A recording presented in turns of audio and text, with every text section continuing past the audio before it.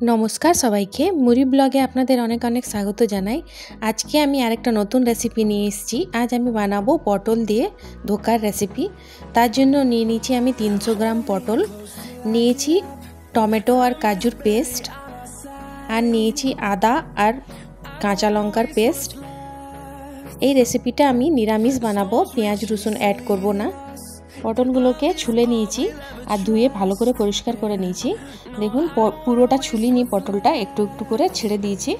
পটলগুলোকে আমি গ্রেট করে নেব, কিন্তু পটলের বীজগুলো আমি অ্যাড করব না। পটলের ভাজা তরকারি খেয়ে আর ভালো লাগছে না, একবার এমনি করে পটল রান্না করে দেখবেন, খেতে খুবই ভালো লাগে আর বাচ্চারাও খুব সুন্দর খাবে। সব পটলটা গ্রেট করা হয়ে গেছে আমার। দেখুন এরপরে এর মধ্যে দিয়ে দিব কালো জিরে হাফ চামচ,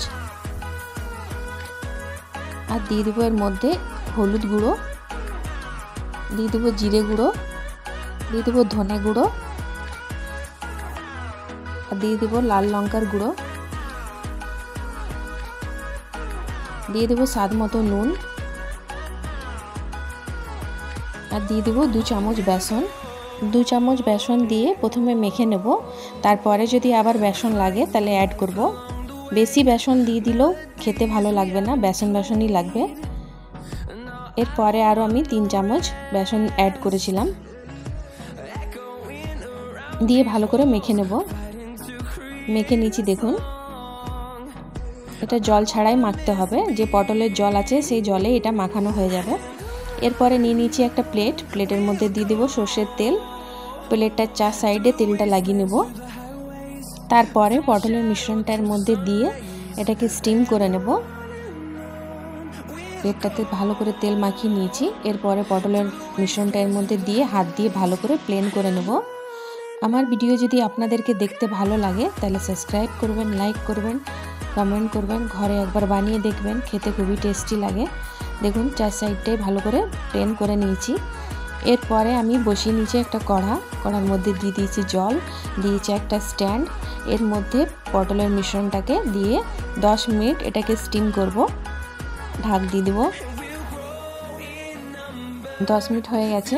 দেখুন পটলটা ভালো করে স্টিম হয়েছে কিনা একবার চেক করে নেব, চাকু দিয়ে দেখে নেব স্টিম হয়ে গেছে ভালো করে। এরপরে এটাকে ঠান্ডা করে নেব 10 মিনিট। ঠান্ডা হয়ে গেছে, এরপরে পিস পিস করে কেটে নেব। ছোট বড় যেমন সাইজের পিস করতে চান আপনারা করতে পারেন। আমি মিডিয়াম সাইজের পিস করেছি। দেখুন এমনি করে সবগুলো প্লেটে তুলে নেব। খুব সুন্দর প্লেট থেকে উঠে যাবে। সবগুলো তুলে নিয়েছি। এবার এগুলোকে ভেজে নেব। একটা ফ্রাই প্যান বসিয়ে নিয়েছি। ফ্রাই প্যানের মধ্যে দিয়ে দিলাম সরষের তেল। তেলটা ভালো করে গরম করে নেব।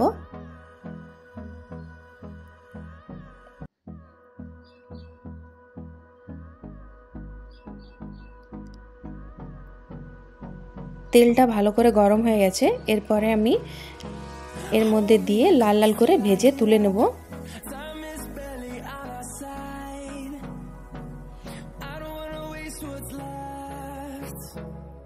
এক পিঠটা হয়ে গেছে, এরপরে পাল্টে নেব।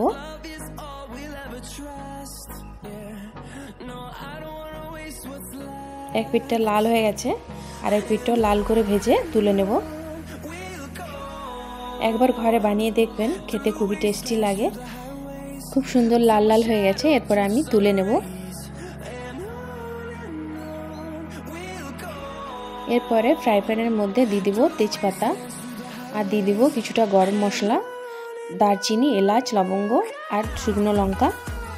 এটা যখন একটু লাল হয়ে যাবে তখন দিয়ে দেবো আমি আদা আর কাঁচা লঙ্কার পেস্ট, দিয়ে এটাকে ভালো করে মিক্স করে নেব।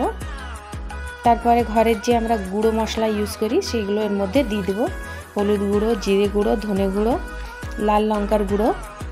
আমি কাশ্মীরি লাল লঙ্কা অ্যাড করেছি, এটাই রঙটা খুব সুন্দর আসে। দিয়ে ভালো করে মিক্স করে কষে নেব। দেখুন কষে নিয়েছি। এরপরে টমেটো আর কাজুর পেস্টটা এর মধ্যে দিয়ে দেবো, দিয়ে ভালো করে মিক্স করে নেব। ভালো করে কষে নিতে হবে। দিয়ে দেবো স্বাদ মতো নুন,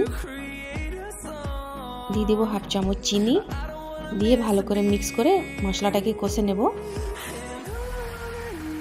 দেখুন মশলাটা কষানো হয়ে গেছে, তেল ছেড়ে দিয়েছে। এরপরে দিয়ে দেবো আমি 1 কাপ জল, এর মধ্যে জলটা দিয়ে ভালো করে মিক্স করে নেব।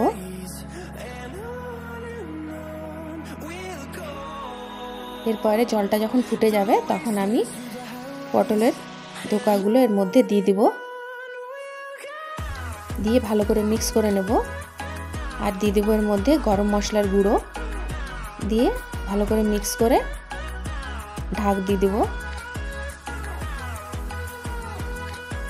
ঢাক দিয়ে এটাকে 10 মিনিট লো আঁচে রান্না করে নেব। 10 মিনিট হয়ে গেছে, দেখুন রেসিপি রেডি হয়ে গেছে।